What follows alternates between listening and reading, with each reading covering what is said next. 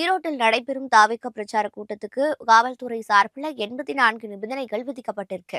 ஈரோடு மாவட்டம் பெருந்துறையை அடுத்து சரளையில் டிசம்பர் 18ஆம் தேதி தாவேகா பிரச்சார கூட்டம் நடைபெற இருக்கு.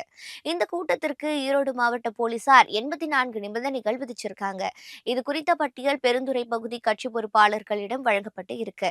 அதன்படி பிரச்சார வேனை சுற்றி 4 புறமும் மக்களும் வேனுக்கும் இடையே 50 மீட்டர் இடைவெளி இருக்க வேண்டும்.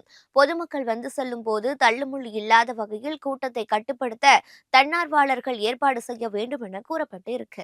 குறிப்பிட்ட எண்ணிக்கைக்கு மேல் மக்கள் வர அனுமதிக்க கூடாது. மருத்துவ குழு மற்றும் ஆம்புலன்ஸ் ஏற்பாடு செய்ய வேண்டும்.